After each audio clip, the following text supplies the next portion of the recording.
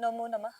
काशी के अनसुने रहस्य में आप सभी का स्वागत है। लेकिन आज हम जिस अनसुने रहस्य को जानने के लिए यहाँ पर उपस्थित हुए हैं वह इस समय का सबसे ज्वलंत मुद्दा है। वह मुद्दा जो भगवान हरिहर से जुड़ा हुआ है, वह ज्वलंत क्षेत्र जो संभल है। संभल जहाँ पर हरिहर मंदिर होने का दावा पेश किया जा रहा है।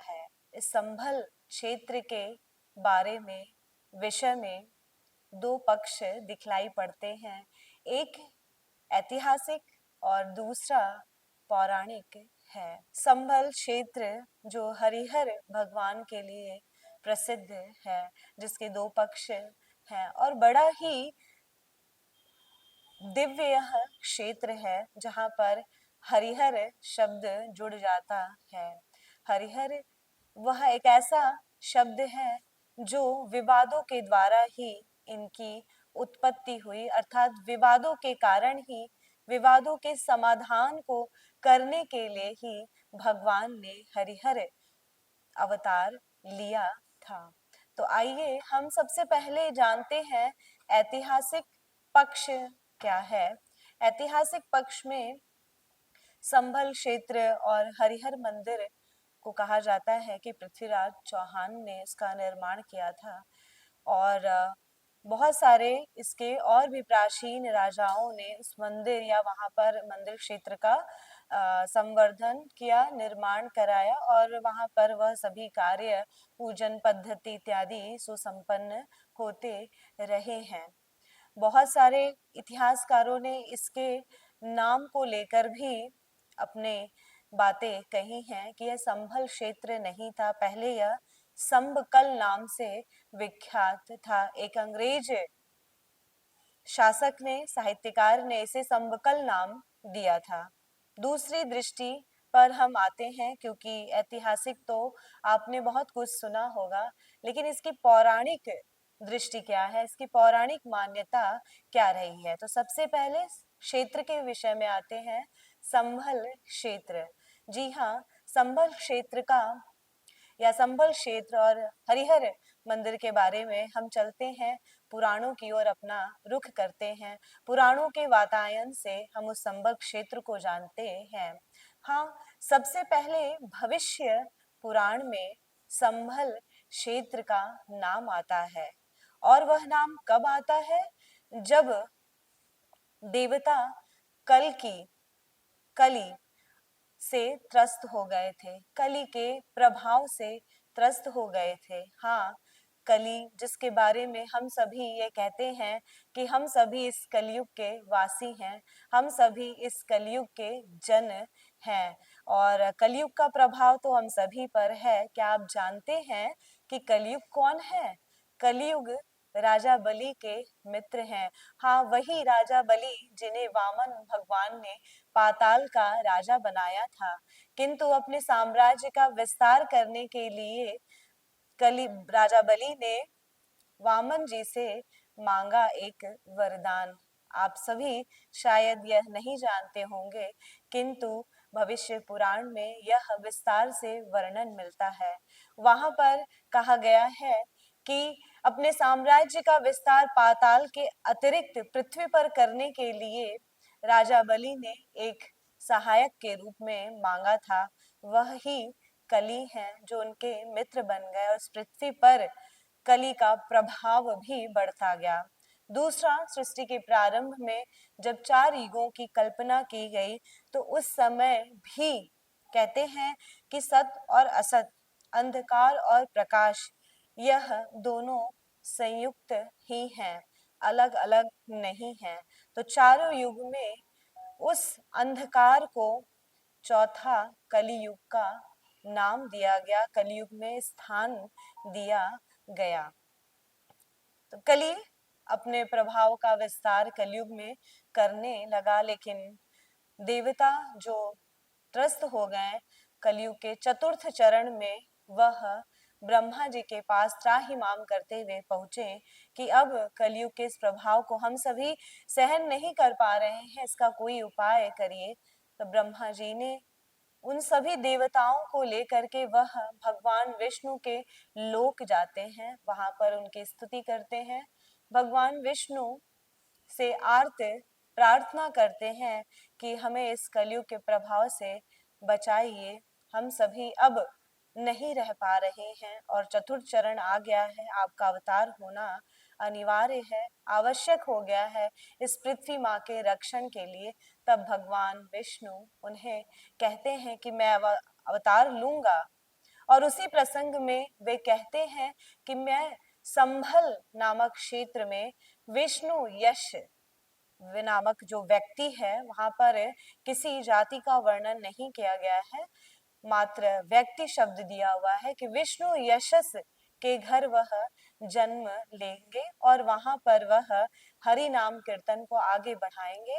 यद्यपि उन्हें कारागार में डाल दिया जाएगा, किंतु फिर भी वह अपनी योगाग्नि अर्थात योग अमृत से जो रहने वाले देवगण इस पृथ्वी पर हैं, उन्हें उस योग से परिचित कराएंगे और योगाग्नि से इस संपूर्ण कली के कलमशों को भस्म कर देंगे। यह पृथ्वी धधक धधक कर जलने लगेगी और बहुत वर्षों तक धधकती जलती पृथ्वी पर प्रचंड वर्षा होगी और प्रलय आ जाएगा। ये सारा वर्णन भविष्य पुराण में है। तो मात्र एक शब्द वहां पर मिलता है संभल क्षेत्र में, जहां भगवान कह रहे हैं कि मैं संभल क्षेत्र में विष्णु शर्मा के विष्णु यश के घर जन्म लूंगा, अवतार लूंगा। प्रभु जन्म नहीं लेते, वे अवतरित होते हैं, अवतीर्ण होते हैं।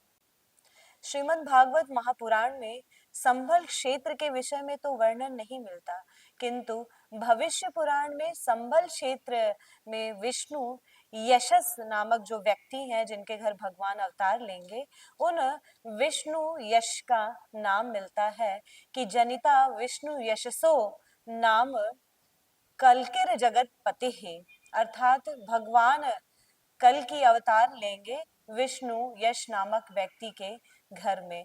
यह श्रीमद् भागवत महापुराण की कथा जो कहते हैं, वो यहीं से उठाकर कहते हैं कि भगवान यहाँ पर अवतार लेंगे। आइए हम ये जानते हैं कि संभल क्षेत्र तो हम जान लिए कि कितना ही पौराणिक है, और इसके बारे में और भी पुराणों में वर्णन है और कहा गया है कि यह हर युग में संभल क्षेत्र रहा और हर युग में इसके अनेक नाम रहे, अर्थात 4 युग हैं तो इसके 4 नाम रहे।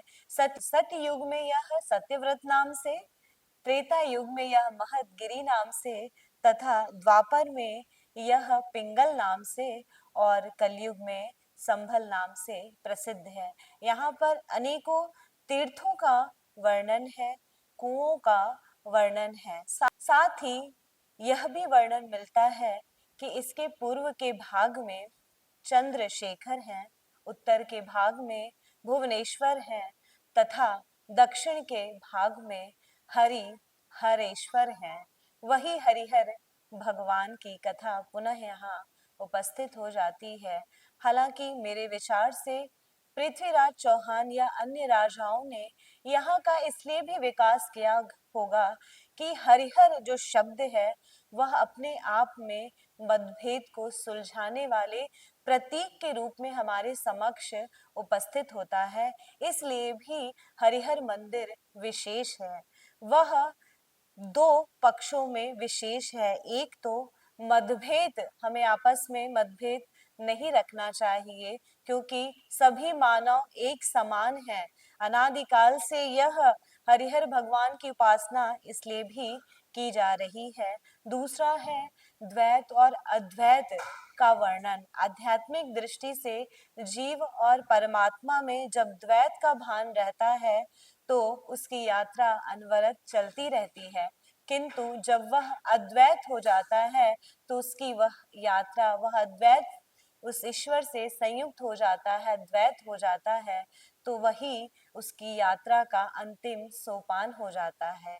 आइए जानते हैं कि हरि और हर का अर्थ क्या है, क्यों हरिहर भगवान ने हरिहर स्वरूप प्रकट किया, अवतार लिया। हरिहर में 2 शब्द हैं, हरि और हर। हरि भगवान विष्णु का वाचक है और हर भगवान शिव का वाचक है। देवासुर संग्राम हुआ जिसमें देवता पराजित हो गए। यह कथा स्कंद पुराण में वर्णित है। पराजित देवता हताश होकर ब्रह्मा जी के पास गए।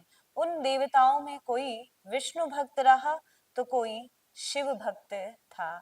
उन्हीं देवताओं की प्रार्थना को ब्रह्मा जी ने स्वीकार कर लिया कि वह भगवान विष्णु से शक्ति प्रदान करवाएंगे, उनकी रक्षा करवाएंगे। किंतु वहां उपस्थित कुछ शिवगण थे जिन्हें यह सुनकर अच्छा नहीं लगा और मतभेद हो गया। वे सभी शिव के गण थे और शिव को ही सर्वोच्च मानते थे और उसके बाद भगवान विष्णु को मानते थे। किंतु भगवान शिव ने अपने गणों की उस विभ्रमता को दूर करने के लिए वही प्राचीन, वही अनादिकाल स्वरूप को प्रकट किया, जैसे कि अर्धनारीश्वर स्वरूप। वह अर्धनारीश्वर स्वरूप शिव और शक्ति का वाचक है, द्योतक है। किंतु आज उन्होंने शिव और शक्ति नहीं, रक्षा और रक्षण का धारण किया, अर्थात शिव और विष्णु के रूप में वह प्रकट हो गए। अर्थात शिव और विष्णु दोनों भिन्न भिन्न नहीं है, दोनों द्वैत नहीं है, दोनों एक ही है। वही है हरिहर भगवान। और इसी कारण हरिहर जो अवतार हुआ भगवान का, वह आपके सम्मुख मैंने प्रकट किया है। मत्स्य पुराण में हरिहर भगवान की मूर्ति का बड़ा ही अच्छा वर्णन है। और जब भगवान हरिहर स्वरूप में प्रकट हुए तो एक और शिव रूप में उनके मस्तक पर चंद्रमा था, उनके गले में सर्प था, उनके भुजाओं में भस्म की आकृतियां बनी हुई थी, उनके हाथ गले में और हाथ में वह रुद्राक्ष पहने हुए थे। एक और नंदी विराजमान थे तो दूसरी ओर शंख, चक्र, गदा और गरुण के रूप में वह दिखने लगे। कितना अद्भुत और कितना सुंदर दृश्य रहा होगा। किंतु वह जो हरिहर अवतार हुआ था भगवान का, वह किस स्थल पे हुआ था, यह भी आपको जानना जरूरी है। क्योंकि वह स्थल संभल क्षेत्र नहीं था, वह स्थल मंदराचल पर्वत था, जहां पर भगवान ने हरिहर अवतार लिया था। और आज भी वहां पर शिव और नारायण की मूर्ति के रूप में वह हरिहर भगवान वहां पर मूर्तिमान है। मत्स्य पुराण में शिव नारायण की प्रतिमा बनाने का उल्लेख किया गया है कि कैसे उसका निर्माण कर सकते हैं। उस प्रतिमा के वाम अर्ध भाग में भगवान विष्णु और दक्षिण अर्ध भाग में शूलपाणी का निर्माण करना चाहिए। वाम अर्ध भाग में कृष्ण की भुजाओं में मणि निर्मित केयूर बनाना चाहिए, शंख और चक्र से उसे निर्मित करना चाहिए तथा कटी भाग में उज्जवल आभूषण से विभूषित पीतांबर वस्त्र धारण कराना चाहिए। वही उस प्रतिमा के दक्षिण भाग में जो शिव को समर्पित करके प्रतिमा बनाई जा रही है, वह जटा के भयंकर, मतलब जो जटिल है, जो जटा भारी है, वैसी जटा का भार बनाना है, से निर्मित करना है, इस पे अर्धचंद्र बनाना है। उसके पश्चात उनके जो हाथ हैं वह सर्प से विभूषित होंगे, कंकण से विभूषित होंगे। वाम भाग में भगवान विष्णु के यज्ञोपवीत है तो दक्षिण भाग जो शिव का प्रतीक है, वहां पर यज्ञोपवीत के स्थान पर सर्प की यज्ञोपवीत बनाई जाएगी।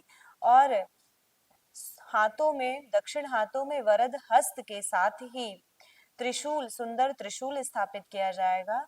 और जो कटी भाग है उसे भी सर्पों से सजाया जाएगा तथा उसके बाद जो उनका नीचे का वस्त्र है, अधो वस्त्र है, वह गज चर्म का निर्मित होना चाहिए। तत्पश्चात जो उनके चरण हैं वह भी सर्पों के हार और मणि से अलंकृत किए जाने चाहिए।